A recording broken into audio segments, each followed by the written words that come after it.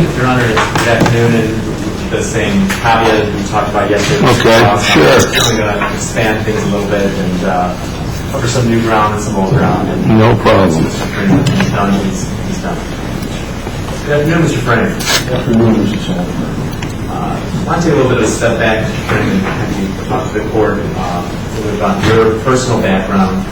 Can you talk about your employment history? You said you started Sargent in 1990? I did.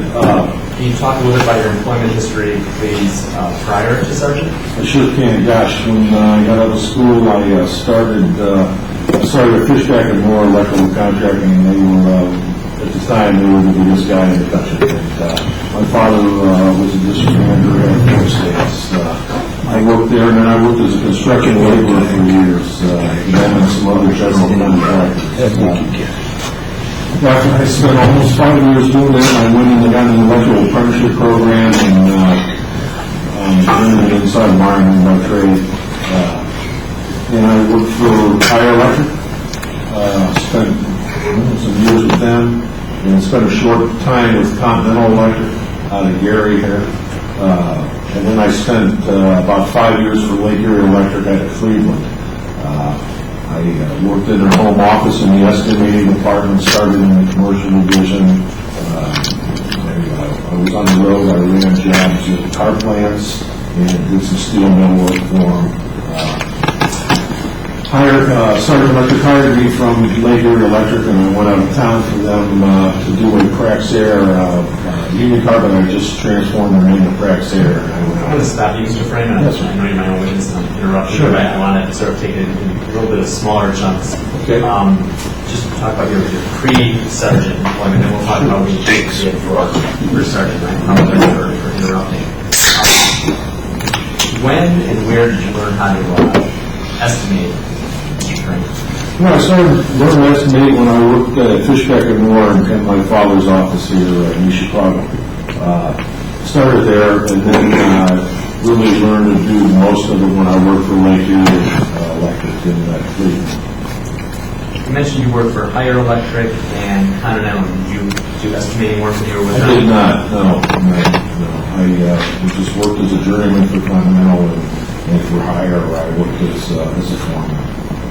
Is that the same, throughout these proceedings, is that the same Higher Electric and Continental? They've changed their name 2 or 3 times. It was Higher, then it was JWP Higher, then it was M4 Higher.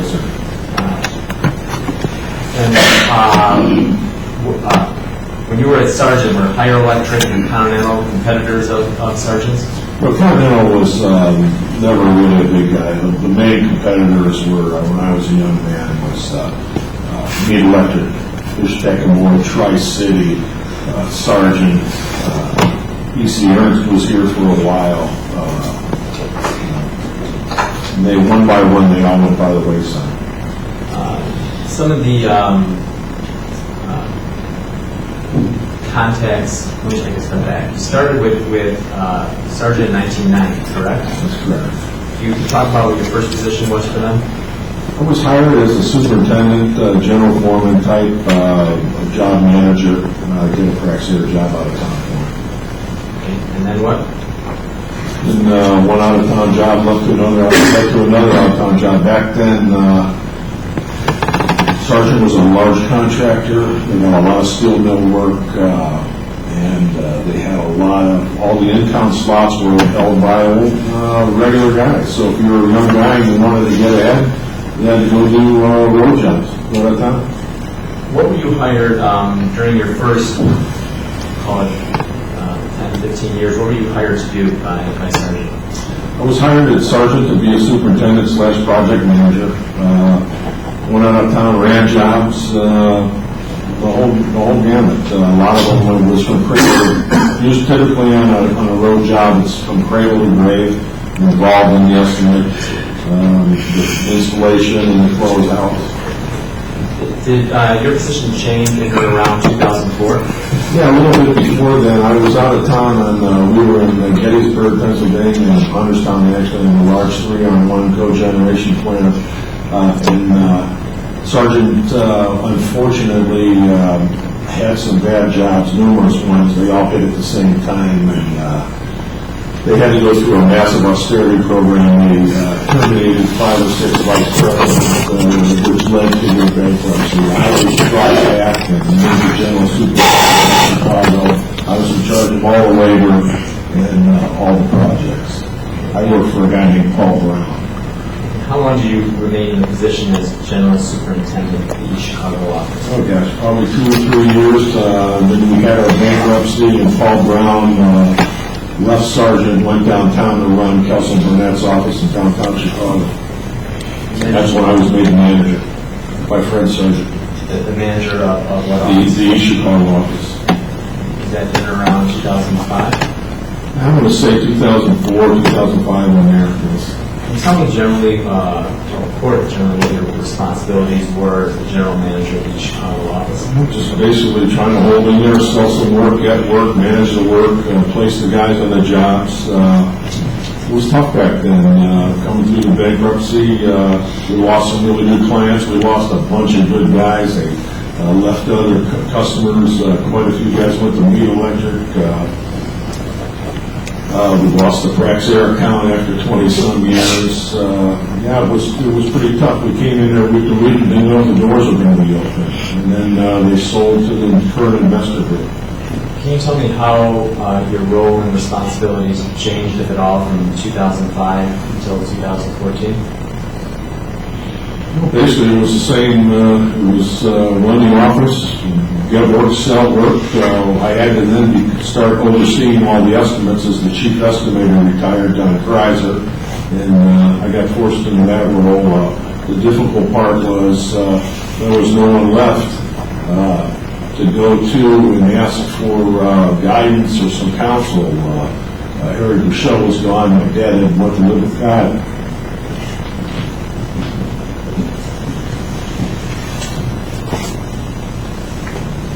Hi, Mr. Frank.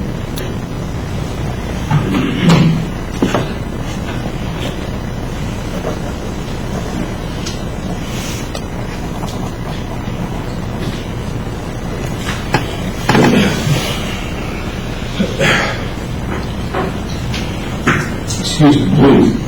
Sure. I don't know.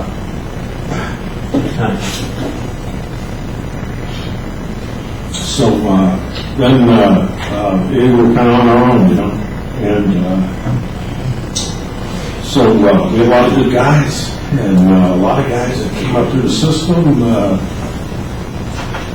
We worked hard.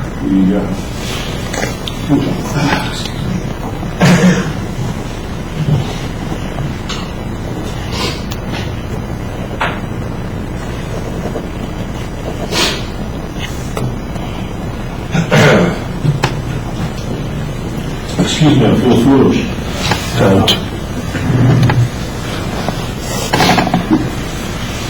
Any moments, Frank? No, I'm good. So, and then, gosh, and then we all of a sudden we had some great guys start to retire.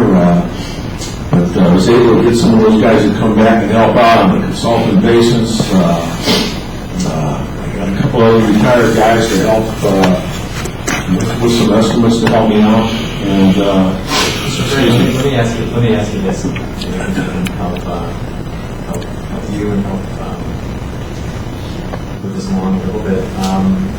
What are your responsibilities as the general manager in estimating and developing business for the office? well, absolutely, yeah, absolutely. Yeah, going out and knocking on doors and seeing what was going on and putting the estimates together, and yeah, absolutely. During your time at Sargent over the 24 years, did Sargent provide you with any formal training on how to estimate? No, never did need it. I knew what I was doing far before that. I can tell you, the old Sargent, they had Sargent University, and they would put classes out just for some scheduling or some sales or some issues like that. Fred Sargent was tremendous about that, and he did it for everybody. So that was great. They were a great company, and then the big opportunities came out there. Unfortunately, Sargent got we had an absence. One time we were in BP, and then we had an absence there. We hadn't been in there for, gosh, probably 12 years.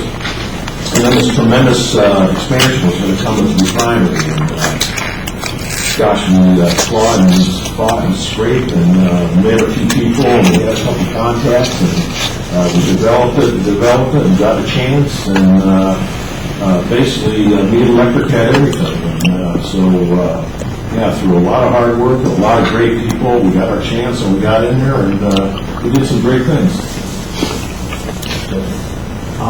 You talked about some of the contacts. When you were at Sargent, did Sargent ever provide you with contacts or leads to go chase?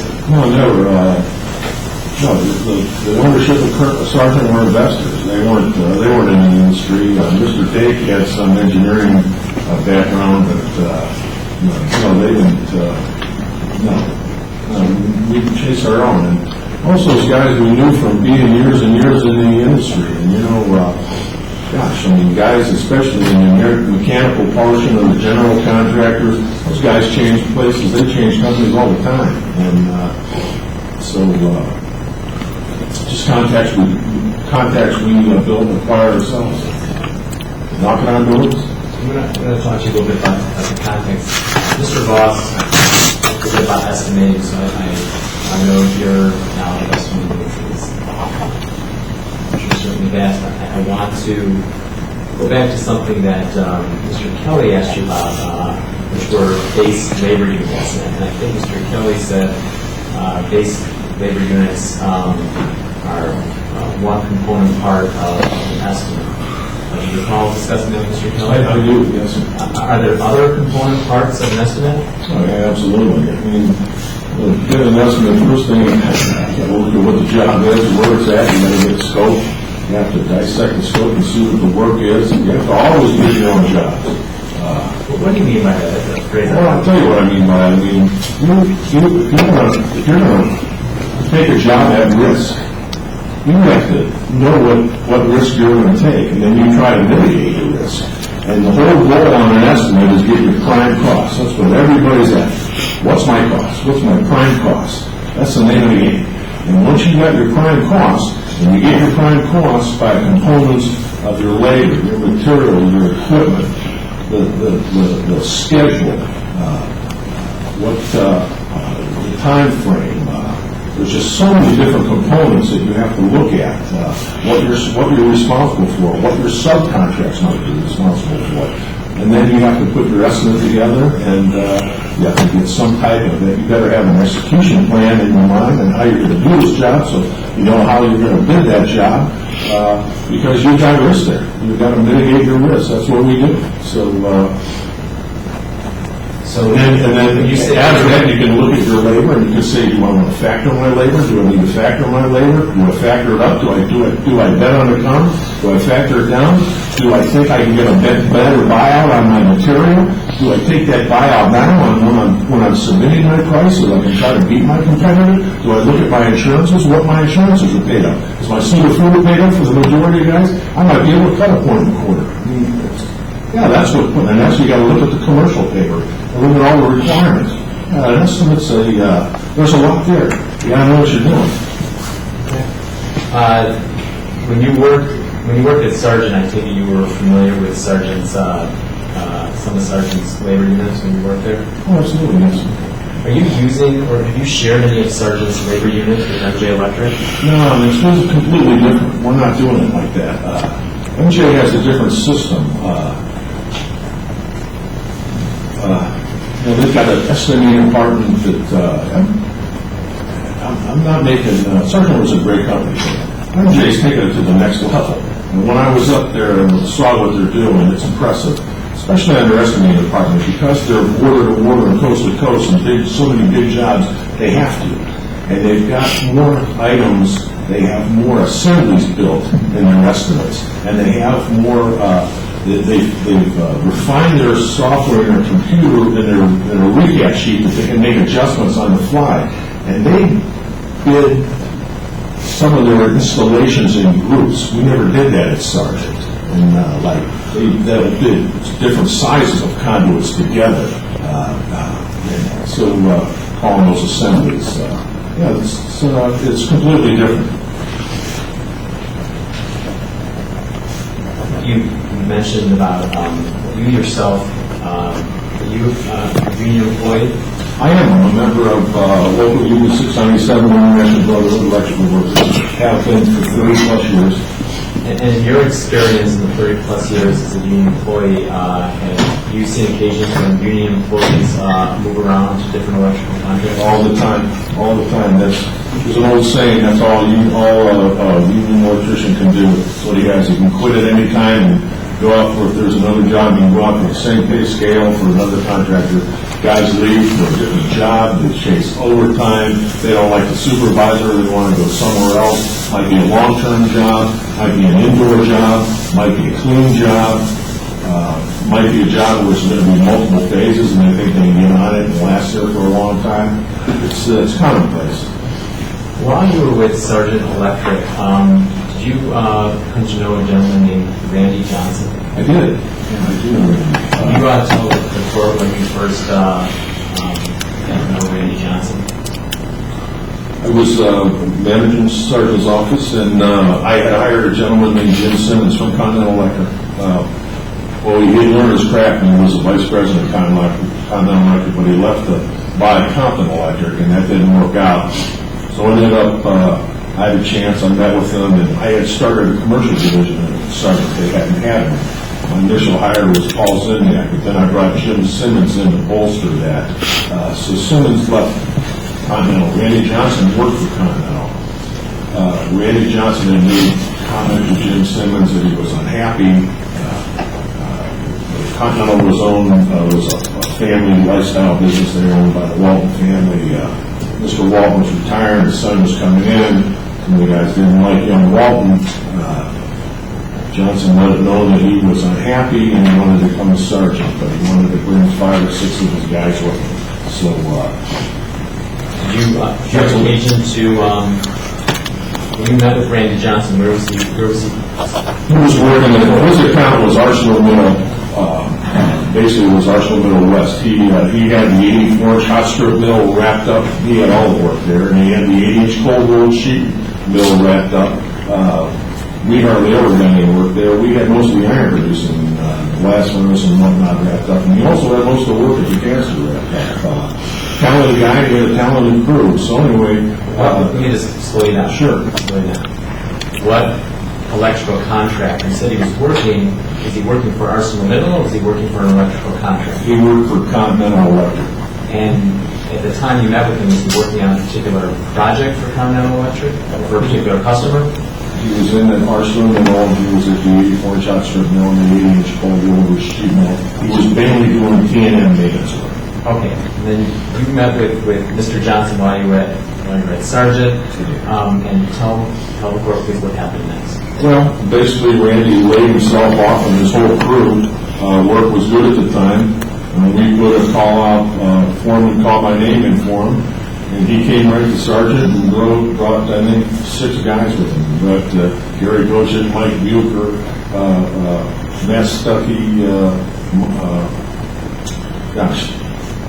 Joe Royville, and I forget the others. So to your knowledge, he left on his own from Continental and joined Sargent Electric. He did. And other people who he was working with at Continental Electric also ended up joining him at Sargent? They did, yeah. And what work, once he joined Sargent, since you were there, what type of work did Mr. Johnson and his other folks do? He basically delivered all of Continental's work at the 84-inch and 80-inch right to Sargent. Did he continue to work on the same customer, on the same work that he was working for at Continental? Same customer, same location. That's it.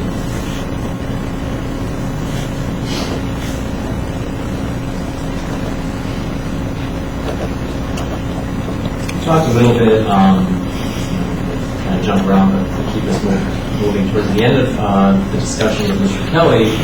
He's asking a little bit about flash drives, and I think one of your answers is found a little bit about the use of flash drives while you're at MJ Electric, but can you sort of take a step back and explain to the court how flash drives were used in the normal course of business at Sargent Electric? Sure. they were used widely in the course of business because it was so easy to, like I stated earlier, Sargent had multiple offices set up, Arsenal Middle BP, out at Arsenal Middle Burns Harbor, NIPSCO's, U.S. Steel, and we had different estimates. They would put out 800 to 1,000 estimates a year, small to combination of them. So we had about 10 of the guys in, and I didn't even see every estimate, but if it was over a certain dollar amount, most of the guys would bring it in for me to review, and certainly not all the big gems. So a lot of them would just bring them in on a flash drive and just plug them in a laptop and sit in my office and put them out and sit there and recap them and see what we needed to do. But as far as the flash drives, we would get flash drives. Sargent gave them out as a marketing tool. They sent us trays from Pittsburgh. They were nice silver ones, and they had Sargent logos on them. We gave them out as a marketing tool. We gave them to customers. We gave them to all our guys. They were passed out like mints. They were not controlled. We didn't. There was never any directive from the company. Okay, these are going to be controlled. Like, you're going to give Dave Coots these 5 and number them and whatnot. It's just not the way it was done. It was they were used as a convenience tool for the normal course of business. Well, with them being passed around so much, what about, is there also a main server at Sargent? There is a main server at Sargent. So when all the proposals went in, the final proposals, and also all the revisions, and typically on a blasphemous reline or whatnot, you could get up to 8 revisions, up to 10 revisions. It was not uncommon. So as we submitted those, our office manager, Marilyn, as she submitted the proposals, she always scanned, every proposal was scanned and put on a server, every one. That was company policy. That's what we did. We did it forever. And then we had file cabinets that had all the file job folders, and that would have the backup of the actual takeoff in it. So, but she would always save the proposals and any accompanying summary sheets with pricing that were done on the proposals. One more question about the flash drives. Mr. Frame, I assume you remember when you sat for your deposition that was taken by Mr. Kelly. Remember that day? Oh, certainly. And during that day, did you end up coming across any flash drives during the course of the deposition? Well, when they had the 9 boxes that were moved off site, and Mr. Kelly opened up one of the proposals, and it was for a cogeneration plant in Marshalltown, Iowa, which by the way was awarded to Austin Bolt Company out of Wisconsin, and he has his own electrical contractor. When we opened it up, there was a flash drive on the screen binder that had some, I don't know what it had on it. It had Marshalltown bid information on that. So there was one that fell out of one of the binders? Well, it didn't fall out. It was attached. Many times we would, if we had information there, we would attach it inside the binder. If there were any other drawings or sketches or whatnot that we had on there. We talked a little bit with Mr. Kelly this morning about what led to the decision to make a move from Sargent after 24 years. And I don't want to go over new ground, but if you can explain to the court, do you have any conversations with either Mr. Dave or Mr. Groom that had caused you any concern? Well, I did. Gosh, when we were trying to get the BP work, Mr. Groom was the chief operating officer, but he was not a chief operating officer like most people would think. He was involved in the day-to-day or directing the troops or whatnot. But he came out, and he came out often, probably every 3, 4, 5 weeks, and enjoyed having him. And during the courting process, when we were in there trying to get BP work, he went to quite a few meetings, half a dozen with me over at the golf course at Lost Marsh with BP, and all of a sudden he just disappeared. It was really odd, because I thought he really enjoyed being involved in the office. he had put on this the executive leadership development program that he was really involved with, and anyway, I just was lost talking about that. But all of a sudden he stopped showing up, and I'm like, what happened? I thought, well, what if I said something, you know?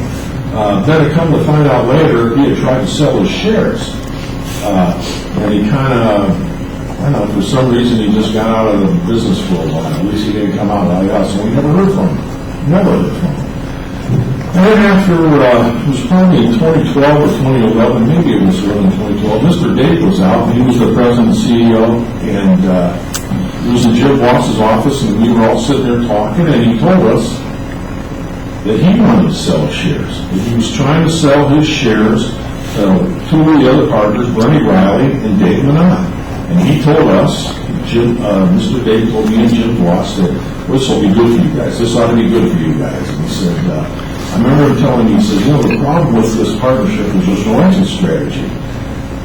So I know, well, that's, you know, we've been pretty stable here, and, doggone, you know, so we knew there was some, just appeared to be, it was just what I took, there was some dysfunction there in the ownership. And then one day Mr. Dick showed up for a meeting, and our joint venture partner was Saks, a company over at Coker, and it was ending up, and he said, hey, I've got a guy coming up from Indianapolis. He says, I want you and Jim to both spend some time in interview. He says, I'm looking to bolster some executive leadership, the executive ranks in Pittsburgh. So Mr. Guest showed up and introductions, and we sat and talked.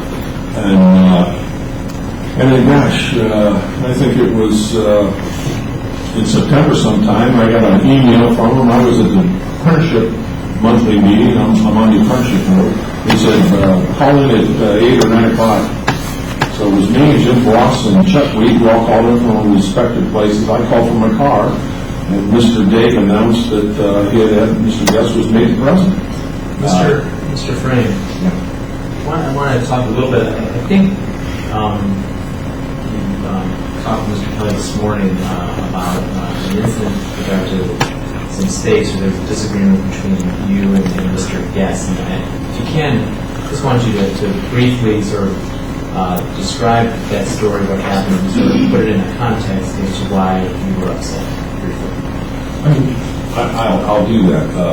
Every year, for the past few years, we gave away boxes of steaks to our customers. Steve Dake always said, gosh, that's a good construction here. So I guess we had a disconnect there. He had sent out from Gary Roman, our controller, what was spent at Christmas, and for both offices. So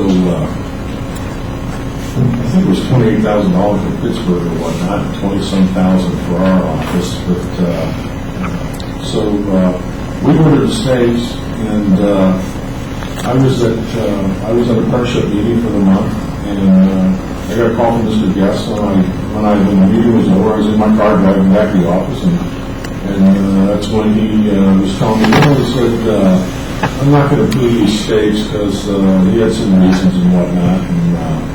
And I said, Jesus, it's too late, Mark. I already ordered them. And he got very angry. And why was that upsetting to you? Well, because he got angry. He started yelling at me and telling me I screwed him.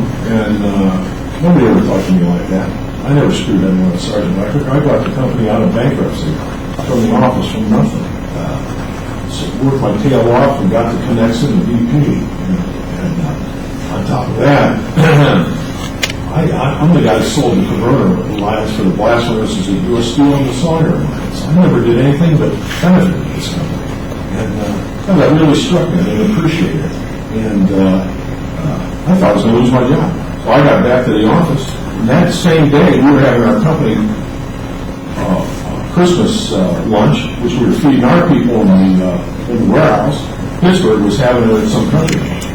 And I went in, waited at everyone in my office, tried to call Allen Brothers and cancel the steaks. Well, couldn't cancel. And I told Neil Moe when he came in my office, he's been a purchasing agent of Sargent for 44 years. He says, what's wrong? I said, gee, I think I just lost my job. And so yeah, I just another reason I thought, gosh, I don't think I'm going to fit in here. And there was another incident where I was at a NECA meeting, and I was told at the NECA board that Sargent had hired a guy from a non-union contractor in northern Indiana, and he hired him to be the vice president of Pittsburgh. And everybody looked at me like, you don't know this? And I'm like, he's a bitch. And then somebody would have told me about that. I communicated that to him. I just want to step back one other time. In early December, before that, after Mr. Guess was hired, I talked to Steve Day. He had gone to London to see the Pittsburgh Steelers play Baltimore.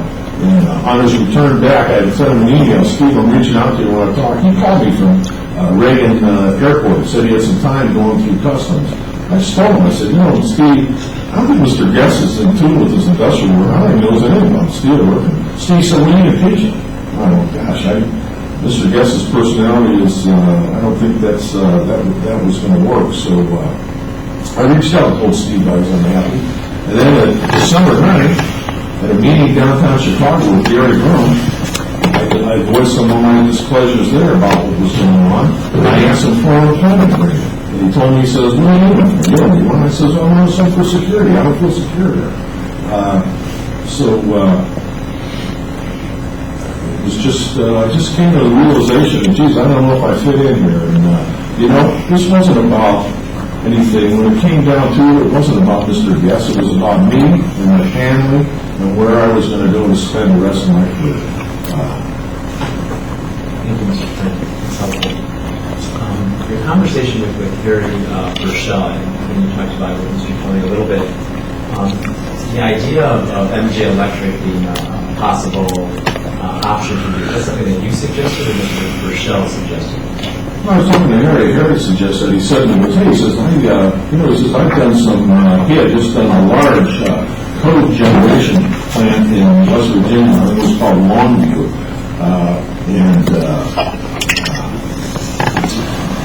He said, this is a tremendous company. We really like these guys. He says, they got it going. And he also done a power plant in Burbank, California with him. He said, geez. He says, let me call these guys. He says, I know. He said, let me see if they want to meet. So he did. And he called back and he said, yeah, they'd like to meet us. So that's how that came out. Trying not to jump around too much. We had some discussion with Mr. Kelly explained the reason for moving the 9 boxes. When they were moved to the warehouse facility, did you at any point in time go out and take a look at those boxes? I did not. I never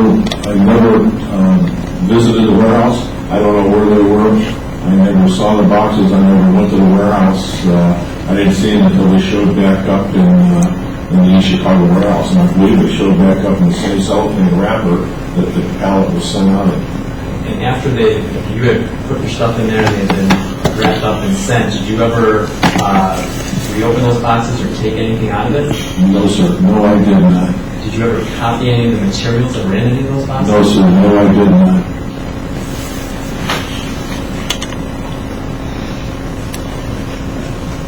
Let me show you what's been marked, Mr. Flynn, as Exhibit 134, please. What exhibit that again? 134.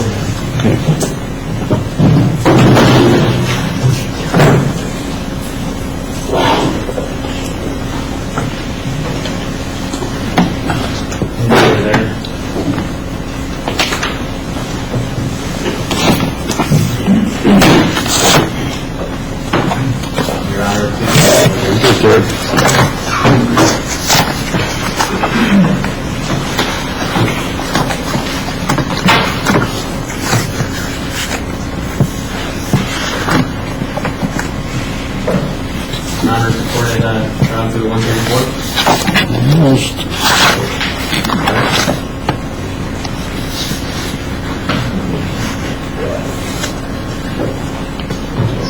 May I approach? Oh, yeah, I have it. I got it. Just recent. Sure. We're passing around the courtroom card. I'll make sure my voice is not going to stay healthy. I don't start sneezing on me yet. I'm going to 134. taking a look at what's in the binder, Trial Exhibit 134, can you tell me if you recognize that document?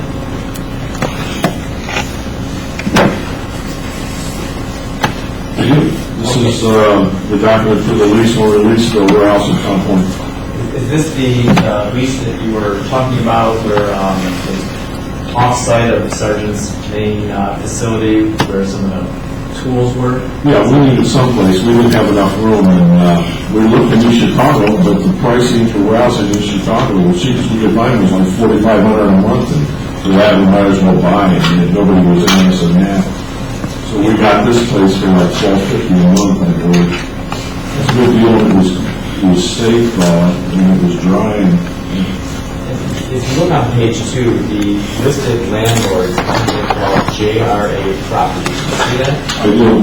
And if you look at the last page, there's a signatory for the landlord as the name Richard Amadeo. That's correct. Is Mr. Amadeo the individual you mentioned earlier? He is, yes, sir. And when you sent out the 9 boxes, where did you send them to this same warehouse? This was the warehouse that was sent to you, yes, sir. If you look at the lease on the property lease, if you go to 5, number C, the 90 days, that was Mr. Schaefer's amendment when I signed the contract.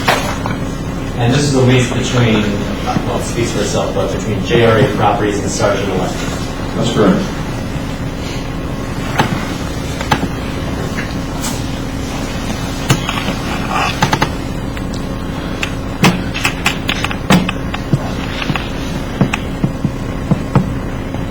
Talked a little bit with Mr. Kelly. I think he was showing me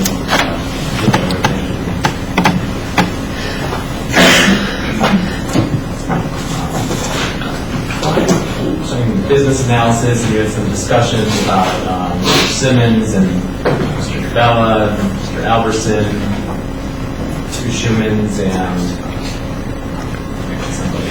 But those individuals, prior to you giving notice, did you ever have a conversation with, other than Mr. Potts, any of the Sargent employees you were working with about your you were thinking of leaving? Absolutely not. I didn't tell anyone when I sent my notice that day, and then I sent the subsequent email to all the guys. I believe they were all shocked. At least that's what most of them told me. So I never told anyone. You take a look at Exhibit 156, the same binder you just did.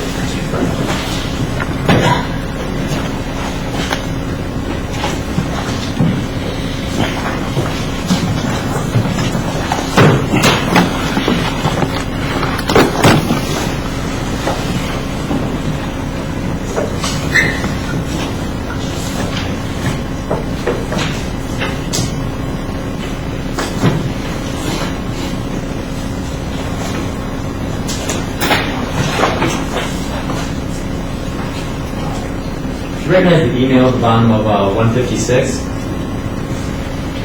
Trial Exhibit 156? I do. Okay.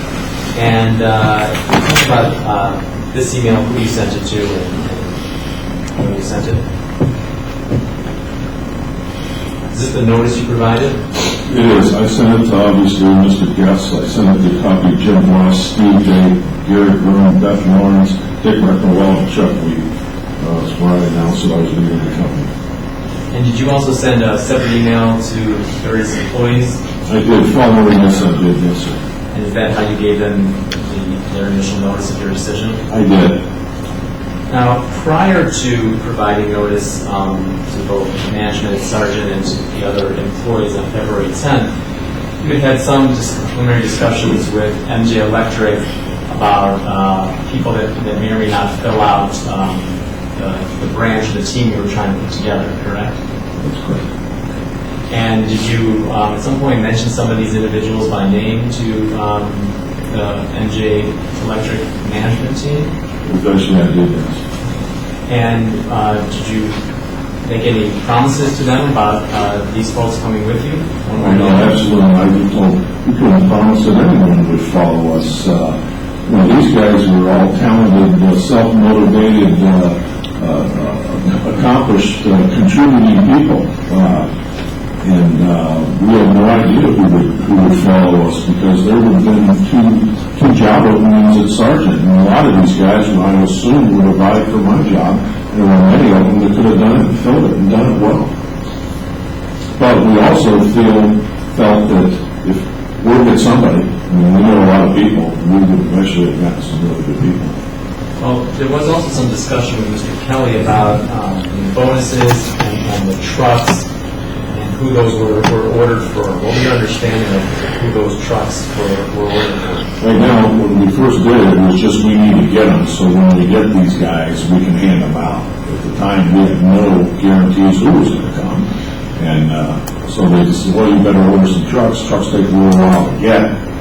And so that's what that was. And as far as the bonus is a lot easier to cut a check than get a truck here on time. When you said, for these guys, were you referring to anybody in particular? Whoever we could get to come with us and would follow us and want to join the team. And as far as trucks, is your understanding that trucks are bonus or something special for these workers? No, not really. People at this level, they basically all companies give away trucks or a car allowance. I believe all the guys that came to us had a vehicle. You had a vehicle when they were at Sargent? A vehicle for Sargent, maybe one or two didn't, but not they got a car allowance. It's pretty standard in the industry for your top supervision to be given a car vehicle. Mr.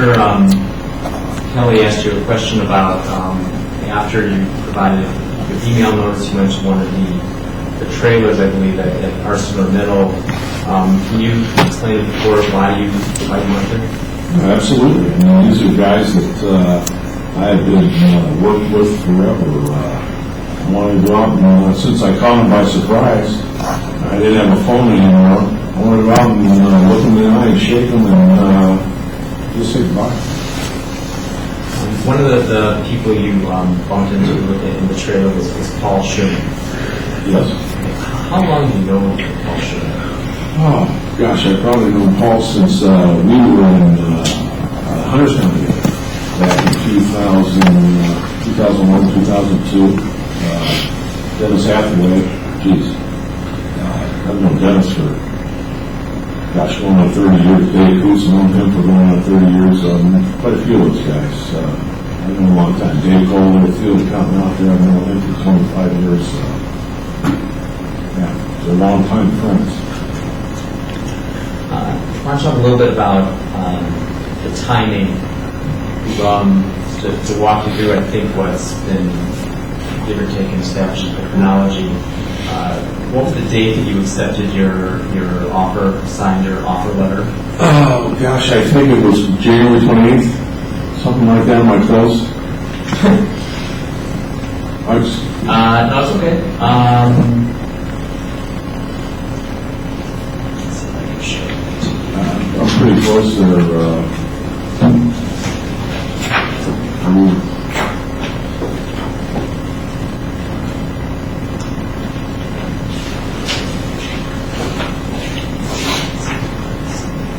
We'll try to get that date for you. Do you remember it was sometime in late January? Yeah, I'm pretty close. It was the 28th and the 30th. I think it was the 28th.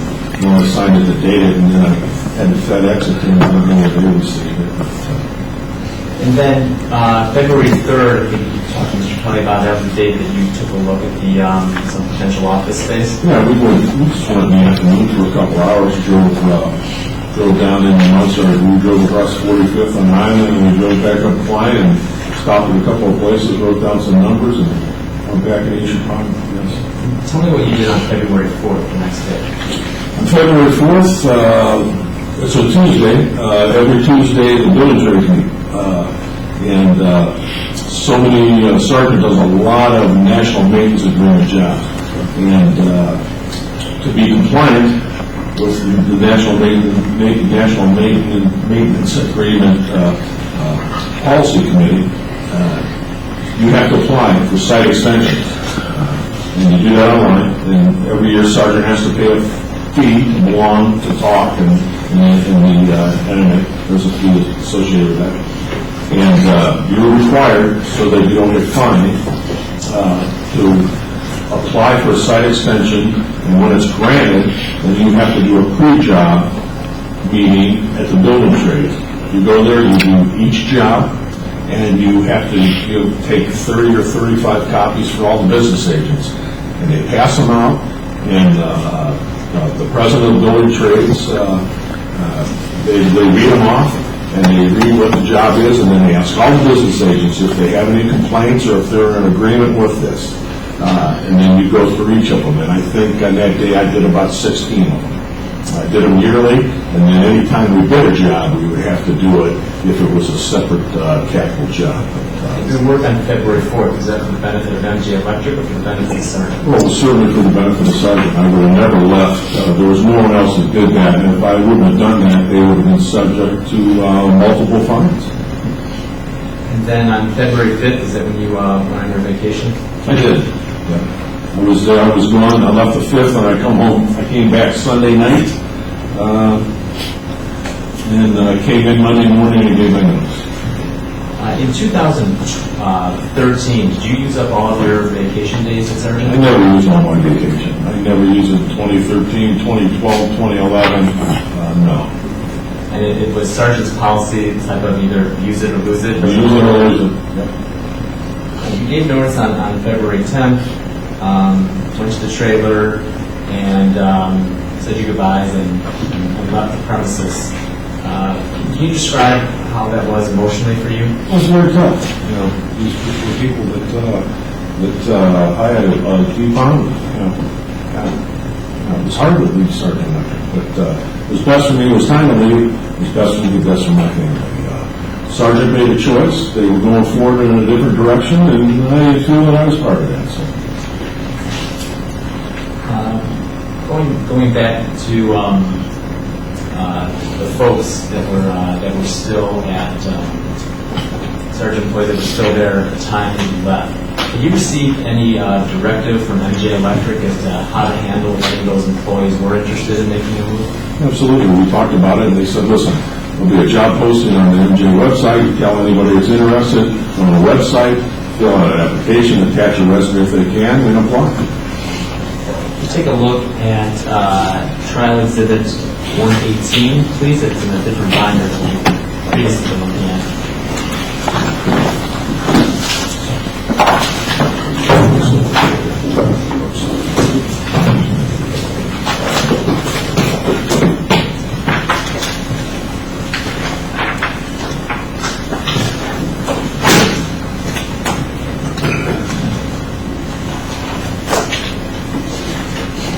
Let me know when you're there, please. I'm there.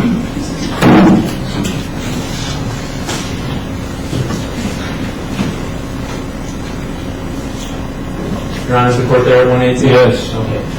You may recall Mr. Frame seeing a document similar to this that was addressed to Jim Boss and someone named Dustin Frame. And obviously, you're not Dustin Frame, are you? No, I'm not, but like I told Mr. Kelly in the deposition, I'll bet he's a good-looking guy. I have no doubt. I have no doubt. So you are the real Tom Frame. This is what I am. There's no Dustin in my family. Never lose your sense of humor. All right, let's take a look at Trial Exhibit 118. Do you recall receiving that email from Steve Farrow?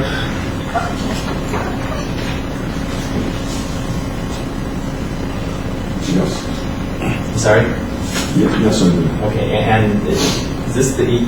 Can you tell me what this email is in conjunction with your past testimony a few seconds ago? Well, this is obviously where they're telling us that anybody that wants to apply for a job is to go on the website and, like I said, check for the postings for the Industrial Process and Control Division and Industrial Power and Control Division, and submit an application and a resume. And to the best of your knowledge, for all of these employees who ultimately were hired by MJ Electric, is that the process they followed? They did. When we got to Iron Mountain, their applications were given to us from the HR department for the interviews. When you were in Iron Mountain, is that around the time, or at that time, is there conversations that you had? Oh, sorry. You're in the week of February 17th when you were in Iron Mountain. Were there any conversations that occurred regarding your return of hard drive? Well, I was. When I went up, I got home. My wife had called me Saturday afternoon, I believe it was maybe the 14th, if that's correct, and said, hey, you got a FedEx from Sargent, and so she read it to me, and I was gone. So when I got home later that day, well, the next day, Monday, I was going to be in Iron Mountain on Monday morning. We were going to leave Chicago at 2 o'clock, and we were going to ride up with the guy, and he lives right by Sox Park, so we left about 1 in the morning to get up there, and so I left it at home. I left it on my dresser, and when I got there, I talked to Mr. Farah and Mr. Broccolo, and I said, yeah, absolutely, if you ever send it back, and they were going to help me include a letter with it, so I sent that to my wife, and she put it in a FedEx box and sent it to Mr. Schaefer. So. And that hard drive that was sent back to Sargent, did you ever copy anything off of it before sending it back? No, sir, I did not. Did you ever plug it into a home computer and do anything with that hard drive? No, sir, I did not. Did you ever plug it into an MJ computer or laptop? No, sir, I did not.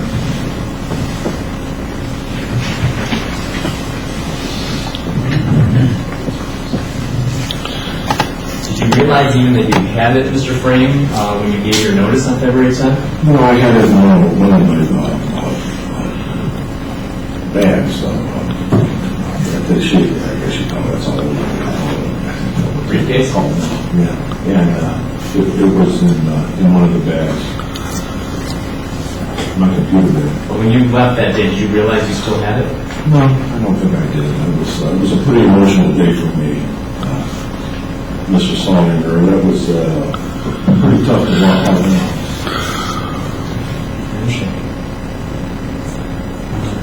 During your week in Iron Mountain, can you just generally explain some of the orientation that you went?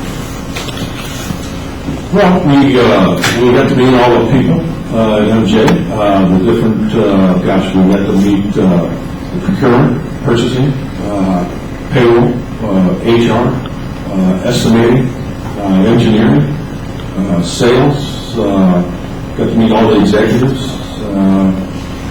We got to meet the CFO, the controller, and we got to meet all the people in the line division, and we got to meet the safety folks, and all the tour distribution, and we kind of went through a little bit of everything, purchase orders, and time, and a little bit of the estimates, and we also did a pro forma up there for the office, and little bit of everything.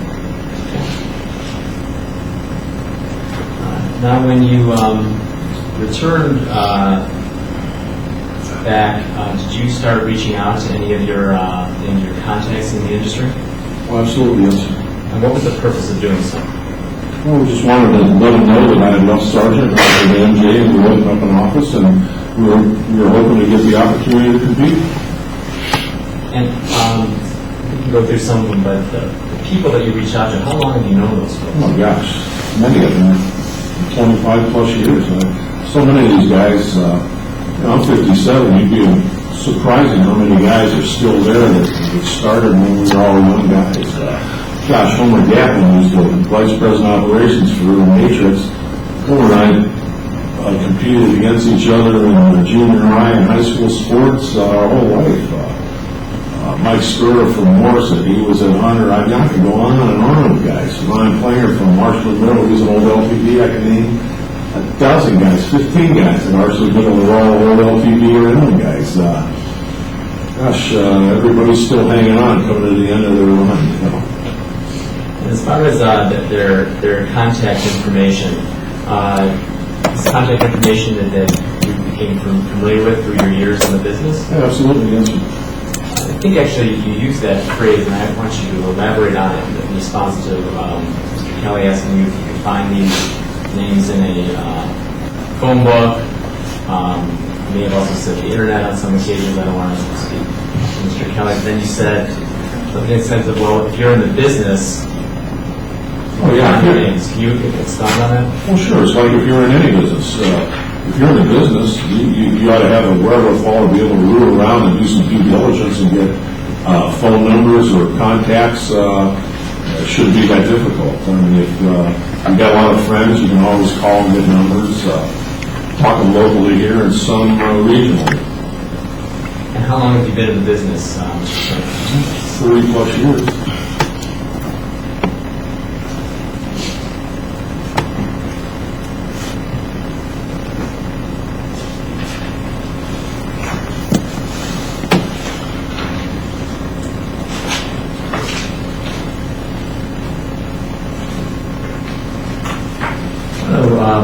Turn your attention to the binder that contains Exhibit 128.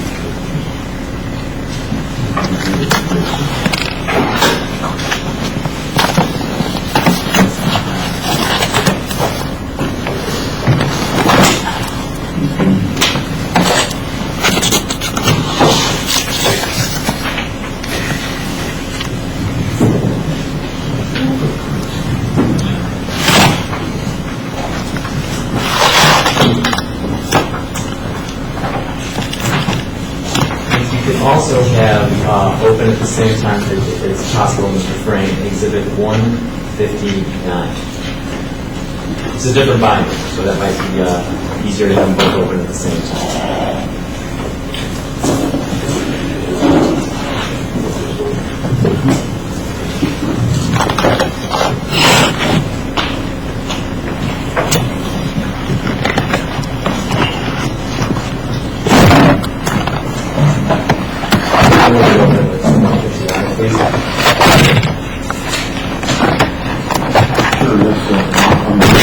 And does the court also have 159? Mr. Frame, please want to the 159 that you received the initial email from a gentleman named, I'm going to butcher this name, but Matt McKeska? That's correct. Okay, who is Matt McKeska? He's the vice president of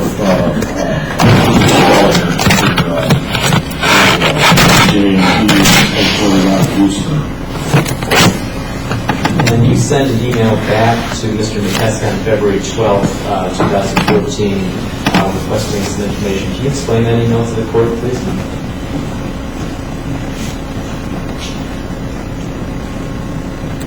The middle of the page on Exhibit 159. Okay, sure. Sorry about that. Anyway,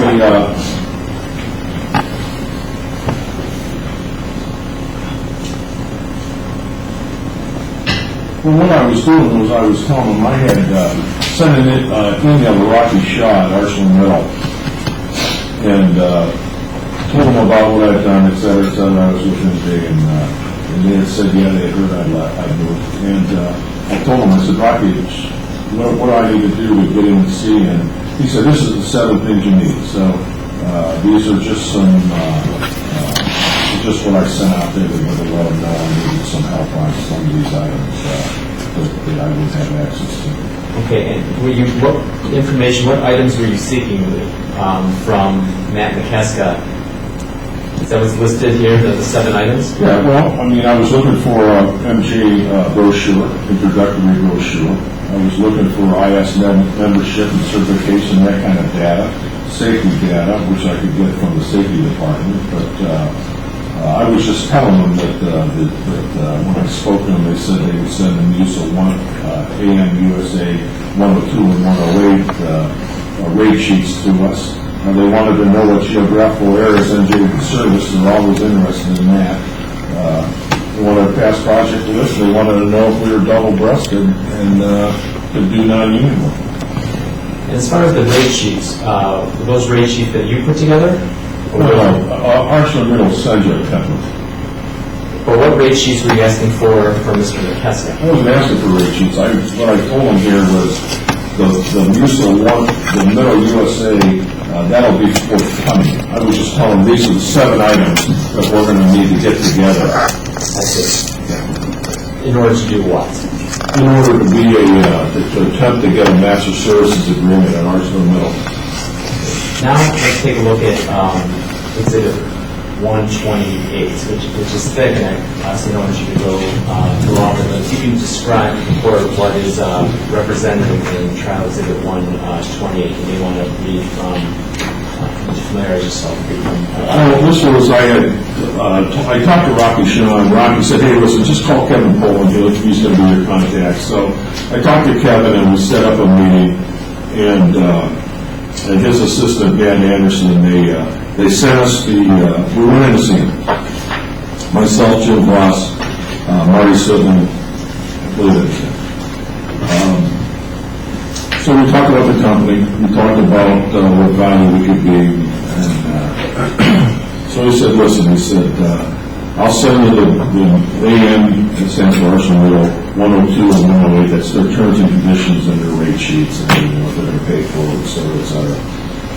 So they were going to send that to us, and at the same time, you'll see where it says LU, that's local union, IBW, local union, International Brotherhood of Electrical Workers, number 697, that's Gary Hammond. And 531 is Porter County. That takes care of Old Betham's deal, which is Arsenal Middle Burns Harbor. So purchasing told us in our meeting, they said, listen guys, this is the way they do it. They said, the average rate you need for a journeyman wireman at 697, you need to be around 7919 billion. And at 531, you need to be about 7340. They said, so there you go. The way Arsenal Middle works is, every year when you apply for rates, and U.S. Steel does the same thing, but this is Arsenal Middle, they tell you where you need to be. You can tell them you want $150 an hour. They're not going to pay it to you. And what they want to do, they want to get 4 contractors that all have basically the same rate, so that they can use all 4 contractors for time and material work in their plant. So they're going to get everybody basically at the same rate. That way, they can't say, well, B Electric's 50 cents cheaper, all the work to me. So they work every company, and they call it the benchmark. They go to Sargent, Continental, hire me, and they tell you this is where you need to be. And what's in Exhibit 128, are those forms you received from Arsenal Middle? Yes, this is this used to be, the M stands for middle, now this AM is Arsenal Middle. It's their terms and conditions. And then moving you'll see the 108 is the schedule A, that's the labor rate template. Okay. And then did MJ Electric respond to this request? Yes. And then can you take a look at Exhibit 129? Just briefly. Tell the court what Exhibit 129 is. 129 is the labor rates for this 108 and 108. These are the labor rates that were sent to us, and these were worked up in Iron Mountain by Stacy Batesi and under Jeff Dabb's direction, and this is what was submitted. And this was a proposal that MJ Electric was making. This is for current future work, correct? Well, this is to be accepted at Arsenal Middle and to be able to do time and material work in there, which so you can get a master services agreement. Without it, you can't work in there. And then, briefly, Mr. Frame, how did Arsenal Middle respond to what was initially submitted? Well, not good.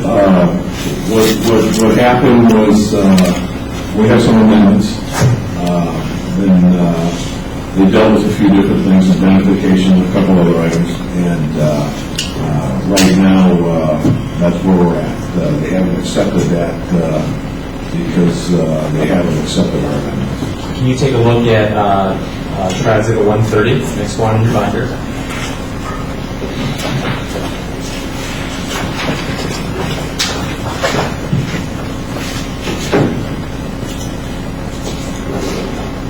Yes.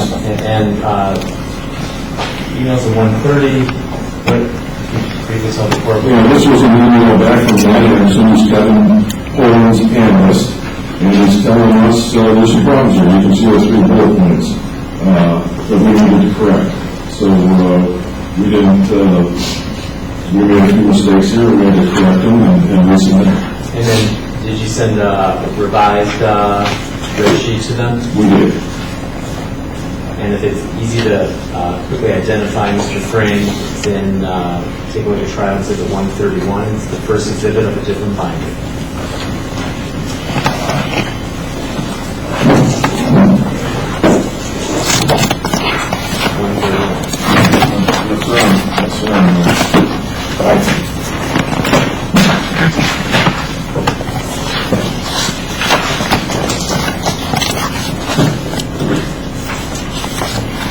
Do you recommend 131? Yes. Is this the revised sheet that was submitted? You look and see if it says Rev 1, yeah.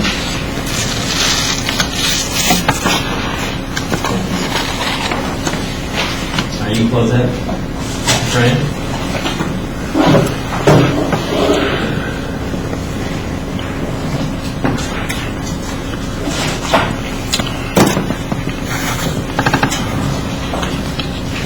Have you ever heard of a project that's been referred to as Future Gen?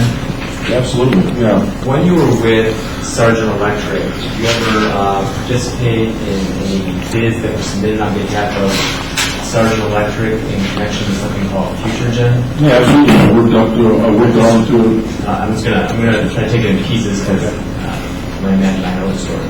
But I want the court to understand the story. Can you, in small pieces, explain the Future Gen project how you were exposed to it while you were with Sargent Electric? I got a call from American Mechanical Systems, and they said there's a project it's a Department of Energy project. It's in Maridosa, Illinois. It's an hour southwest of Springfield.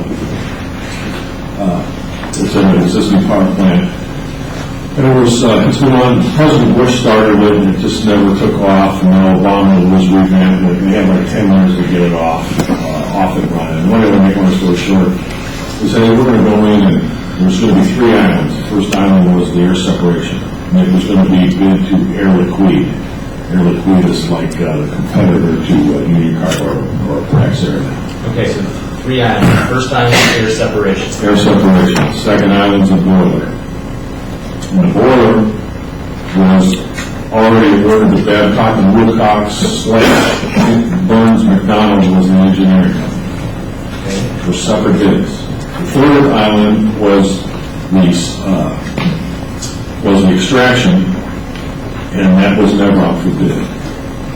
Okay, so let's go to the first 2 islands. While you were at Sargent, did Sargent submit a bid in connection with the air separation island? We did. We submitted a bid for the air separation island, and we submitted it to AMS and Superior. That was they were going in together.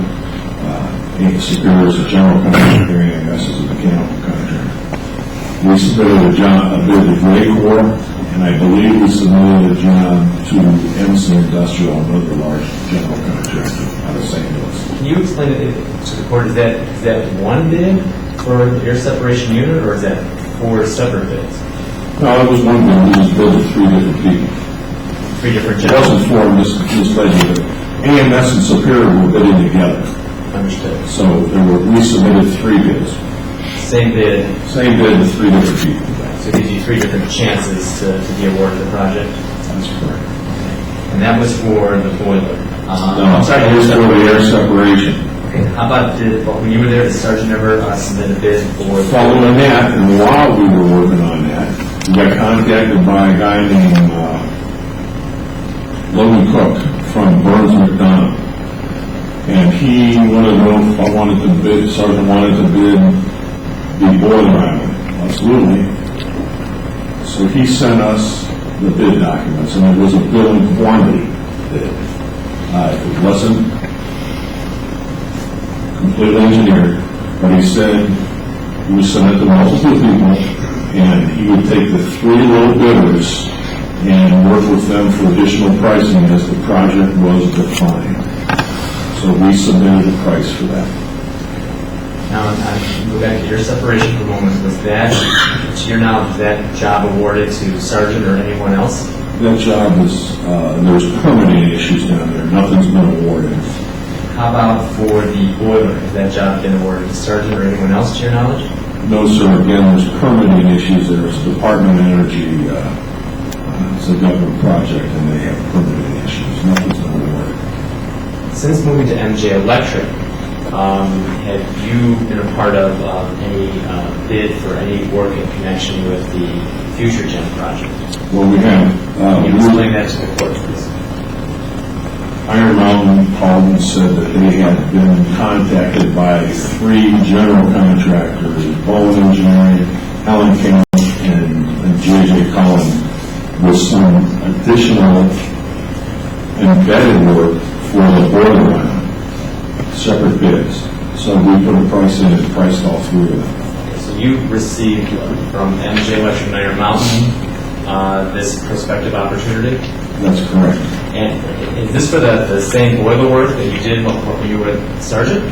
Well, it's for the boiler island, but there must be another package that the civil general contractor had to do that involves some substructure work or embedded work. Okay, so it's for different work than what you previously bid on? Affirmative, yes, sir. Okay, and in putting together the bid for the embedded conduits, did you use any of Sargent's information? No. How was that bid put together? It was put together with a combination of a couple of estimators in our office, or one of them and Jeff Dab, and then it's sent up, we review it, and it was reviewed with us, and then it's reviewed with Iron Mountain. And then when it's ready, it's reviewed by the executives at Iron Mountain, and off the proposal. Before leaving Sargent, Mr. Frame, were you aware of any bid opportunities that you passed up? No, absolutely not. We're pretty aggressive. We did anything that came in the door.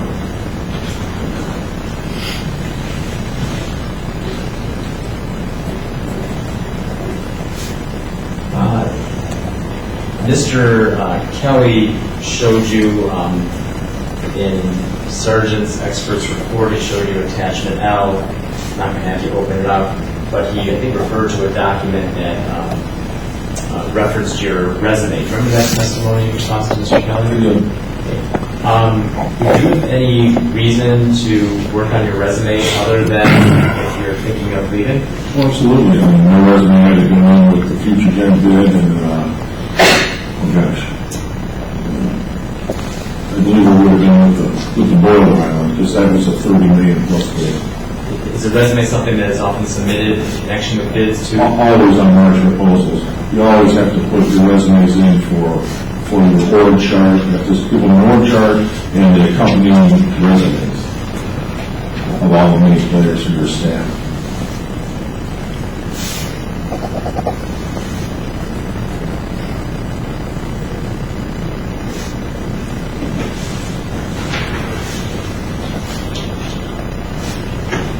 When you said the Future Gen, you were referring to the Future Gen work that you worked on while in Sargent?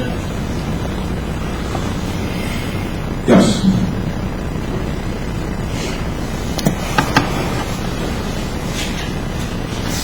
All the Future Gen binders were left on the back file cabinet. There were 3 of them. 3 large 3-ring binders, just like this. In your office?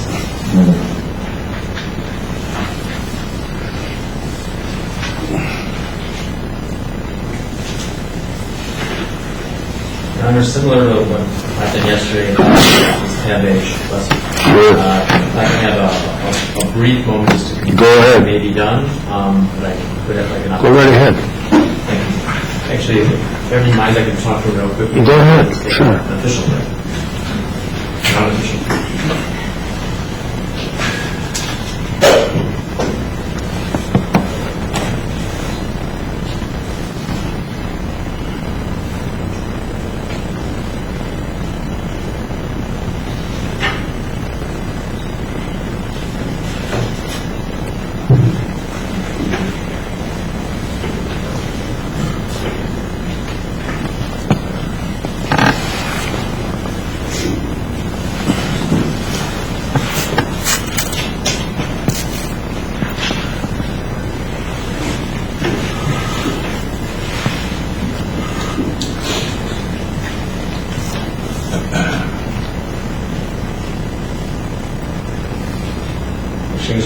by reminded me of a clarification question I should have asked you, Mr. Frank. I think in the course of one of your answers, you referred to a gentleman named Marty Sutton. Can you tell the court who Marty Sutton is? Marty Sutton is the Vice President of Business Development for MJ Electric Industrial Process and Controls. And since joining MJ Electric, have you worked at all with Mr. Sutton? Yes, often. Can you explain in what capacity or how that has evolved? Well, Mr. Sutton is involved in business development, so if they're trying to get make some inroads in some of these industries and whatnot, and going down to meet with some other folks down in Houston, we've accompanied him on numerous trips. You also worked with Mr. Sutton on potential customers in this area? Yes. Can you explain that, please? Mr. Sutton went with us to meet various purchasing agents, and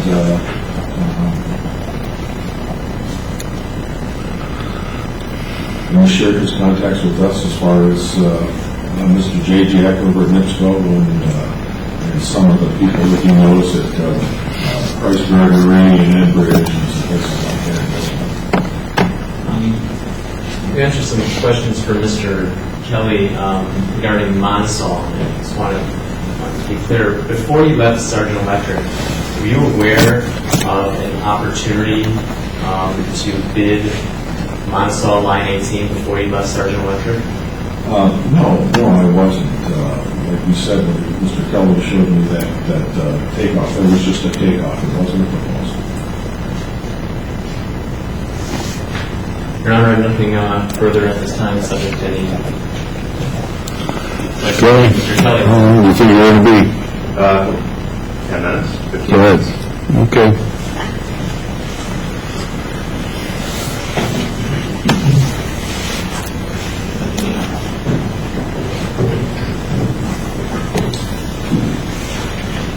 Mr. Frank, just to run quickly through the few questions I do have. There was a conversation earlier about an individual named Randy Johnson who left Continental and joined Sargent. Yes, sir. Remember that? I do. Continental was a competitor of Sargent's at the time, correct? Affirmative. Both companies, Continental and Sargent, were in the heavy industrial market already, correct?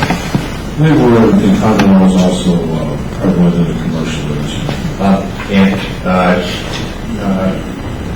With respect to people that you say followed Mr. Johnson, those people were not project manager estimators, correct? No, they were foreman and foreman types, yes. And no enticements, right? No enticements, just foreman's name. And with respect to your comment that, or your testimony, that USB devices were passed around like candy. Was there actually something in the employee manual that related to how Sargent employees were supposed to handle and maintain the USB devices that contained confidential Sargent information relating to business plans and estimates and financial information? Not that I would recall, unless it's that email that in my deposition you showed from 2009. Well, from Ms. Clausen. Let me show you exhibit. It's going to be 3 around.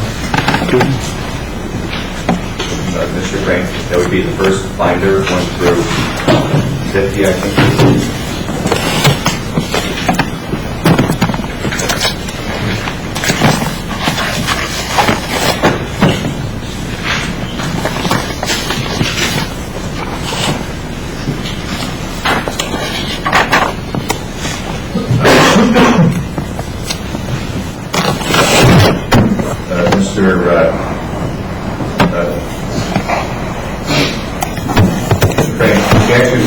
Section 2.1.6 of the employee manual. I think we've looked at the employee manual certainly at your deposition, but maybe I haven't shown it to you today yet. Have you seen this employee manual? Yes. Did I show you this through deposition? Yes, sir, you did. And section 2.1.6 relates to confidential and proprietary information, correct? Yes. There are two ways to see this page. There's a Sargent page stamp from Sargent 57. And it appears that there's actually a number in the normal courses, number 3 for that document.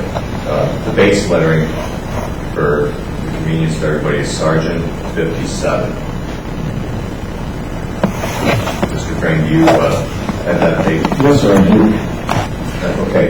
And there's a section there, section 2.1.6, that says in the second sentence, confidential or proprietary information includes information on the company's decisions, planning, business strategy, competitive bids, existing or potential customers, suppliers, financial results or operations, trade secrets, patents, research studies, construction and fabrication techniques, marketing strategies, and any other information that is of confidential or proprietary nature, regardless of the paper or electronic media used to store the information. You see that? I do, yes, sir.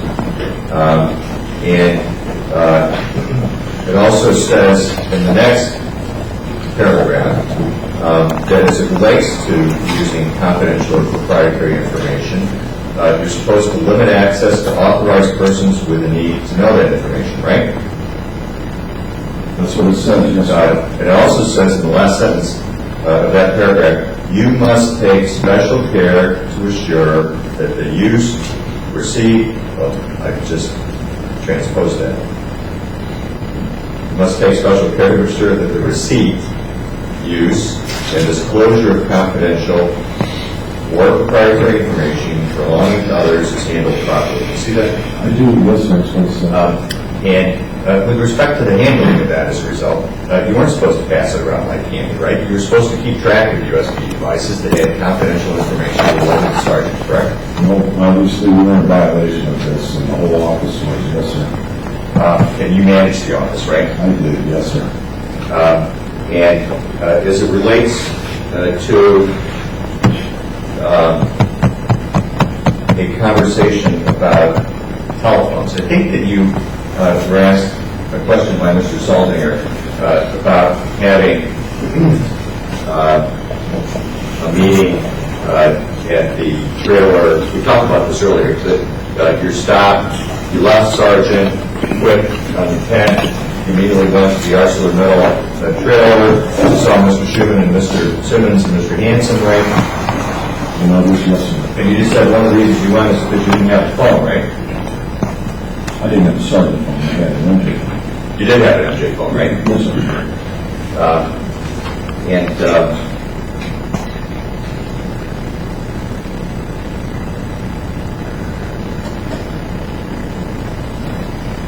Since this worked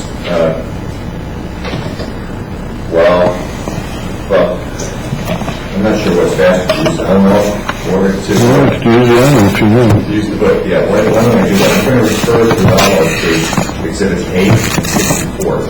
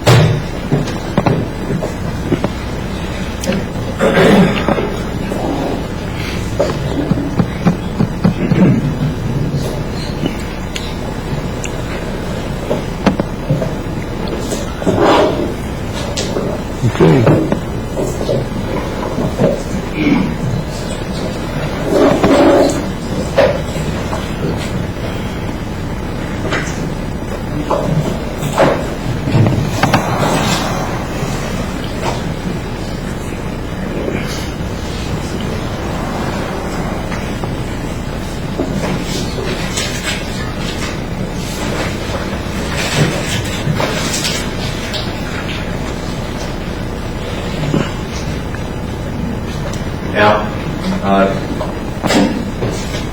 going to try to make that a little bit larger. So, This is Exhibit 60. I'm sorry, this is Exhibit 8 in the binder. And this is an email from Mr. T.R.O. That is confirming on February 4th for Mr. Brockwell and Mr. Nagy that you and Mr. Voss had iPhone 5s on the way. Is that what you have, an iPhone 5? Yes, sir. And if you look at Exhibit 8, further down on the exhibit, there is an email that says the following.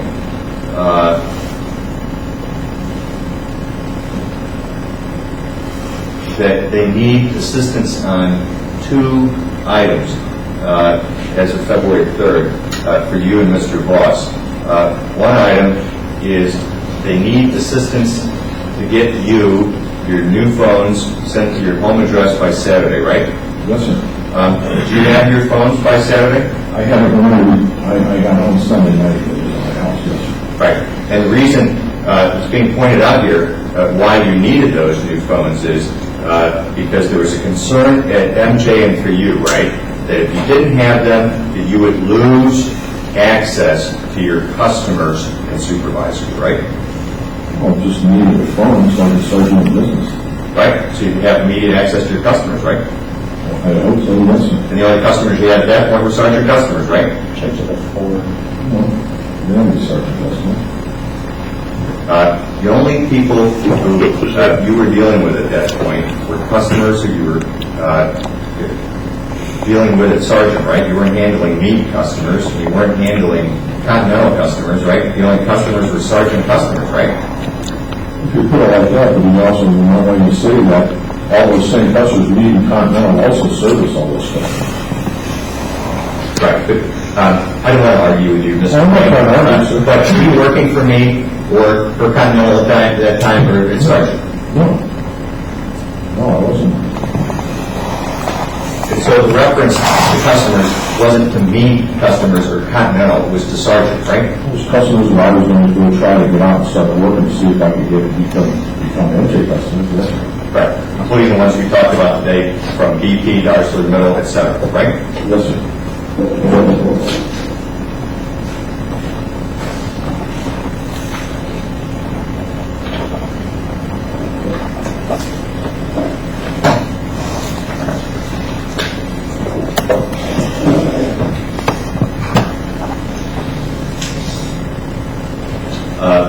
And here on Elmo, we have Exhibit 64, and this also confirms that by no later than February 9th, you were in fact in possession of your phones, right? Yes, sir.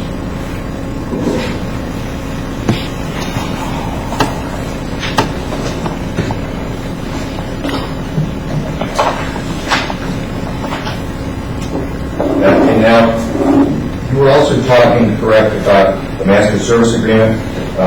What's a master service agreement? A master service agreement is when you get an agreement with a customer and they accept, they send you their terms and conditions to work under, and they also send you a time and material rate template. You submit rates and you agree to the terms and conditions, and then they all sign a master services agreement, and you can work there and get lump sum work and also do time and material work because you'll have rates established. And time and material is reference to maintenance work, right? Yes, sir. Or if you have lump sum work and you wanted to add additional work and do it on a time and material basis, so for both. Right. And Sargent had a master service agreement, right? Yes, sir. And the others you mentioned were Tire, Meat, and Continental? Yes, sir. Not MJ, right? Yes, sir. And with respect to another document that you were just showing, let me refer you to Exhibit 159.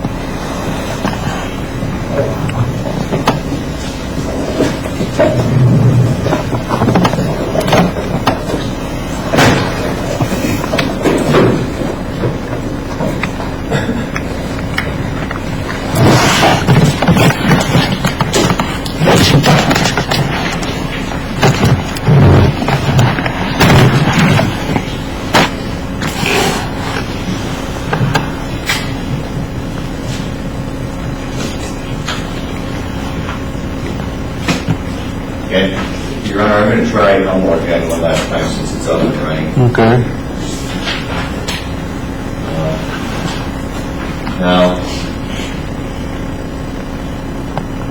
Exhibit 159, you just looked at this, Mr. Frame, right? Yes, sir. And this is your exchange with Mr. McKeska, sorry? Yes, sir.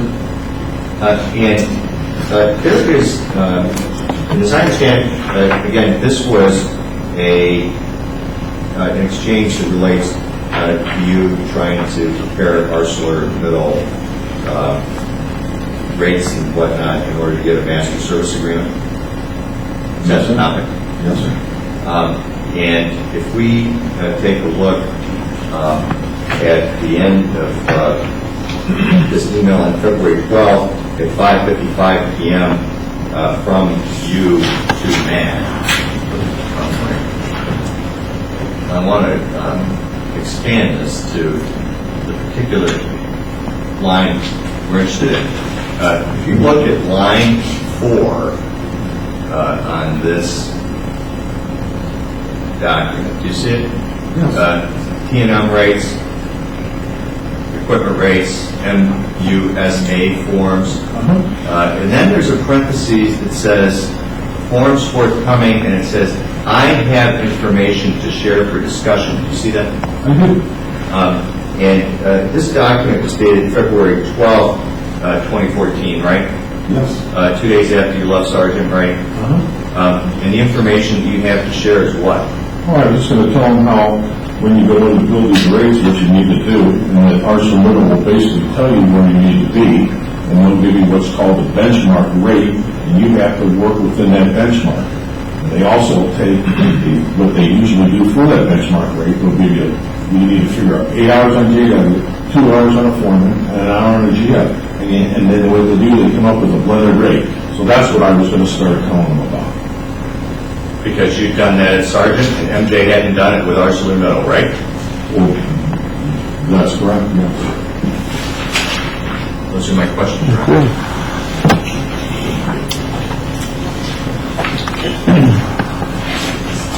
Briefly, two questions, Mr. Frame. Mr. Kelly showed you that provision from the Sargent Electric Company Employee Manual, 2.1.6 confidential proprietary information. I think that was Exhibit 3. Remember reading from that provision or looking at that provision? Feel free to open it up if you take a minute.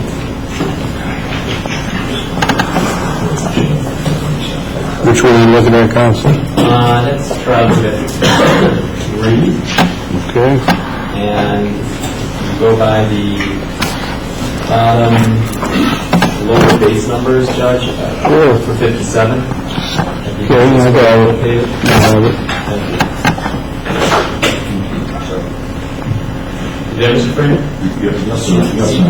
2.1.6, you see that there? Yes, sir. Did you mention anything about flash drives in here? I didn't see it when I perused it. Does it mention anything about hard drives, flash drives, USB drives, anything like that you can see by looking at this section?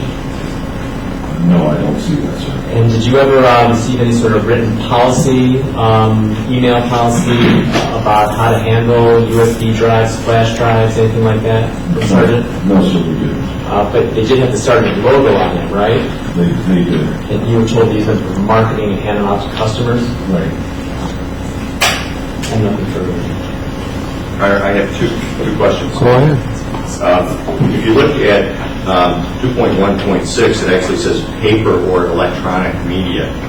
Would you understand Mr. Frame, that electronic media includes USB devices without having that printed out?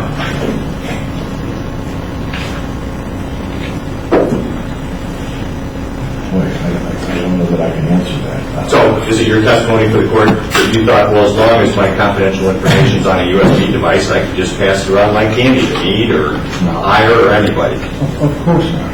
Okay. Of course not. And I don't think we ever thought about it. And then one last question, okay. As it relates to your Sargent iPhone, do you recall deleting 6 months worth of text and data from your Sargent phone? Gosh, I don't know. I tried to delete things. I mean, you wouldn't want to leave it on there forever. You know, I know after it was a practice, we started reading back at the Blackbirds. I remember Gary Brooms was telling me he deleted his like every week, everything from the past. So I don't know that I can remember doing 6 months. I don't know that I even know how to do that, Counsel. So you don't recall that? I don't know. And if that happened to your phone, you have no idea how that would happen? And what I'm saying is I don't recall doing it. That's what I had, Your Honor. You're in? All right, thank you, sir. You may step down. Sorry, That's all right, so don't give it another thought. How many more witnesses do we have? Only I'm wondering is are we going to be done tomorrow? No, it doesn't. No, Your Honor. So I need to clear my calendar for Monday. Yes, we have, from the plaintiff's perspective, to let you know, we would start the day with Mr. Guess, and then we have brief questioning for 2 last witnesses from MJ. There's a Jim Simmons, whose name you've heard, Your Honor, and Paul Schumann, whose name you've heard. And then if we had time, our thought was either to read in a brief section of Mr. Farah. Mr. Farah is an executive at MJ who is unavailable to testify. He's in Iron Mountain. And the last witness we want you to hear from Mr. Lano, who is the expert from Reclamere, so you can understand the USB device issue. So that would be our lineup. We actually think that 3 out of those 5 would be, we hope, brief. I can't predict with certainty how long Mr. Guest will go. And we have, in our case, we would be calling Bill Nagy and Mr. Broccolo, 2 MJ executives, our forensic expert, Mr. Lyle, and then you'll be hearing Mr. Simmons and Mr. Schumann are 2 of the 6 employees we talked about, and then we'll be calling with a brief testimony the other 4. While I do agree with Mr. Kelly, I think the case is going to pick up as we go through witnesses, and obviously Mr. Ross and Mr. Frame have much to discuss and talk to the court about. I think with certainty we will be rolling into Monday, and I think it's possible, if not likely, at least into Tuesday. Obviously, I think counsel, we're doing the best we can to move it along, and we'll continue to do that for the court, but there's a lot of people have been discussed, and we're going to take them directly. All right, I just wanted to know so I could start. I think I have 1 matter set on Monday and Tuesday, so I'll clear those and we'll go from there. Okay? All right, thank you. All right, all rise.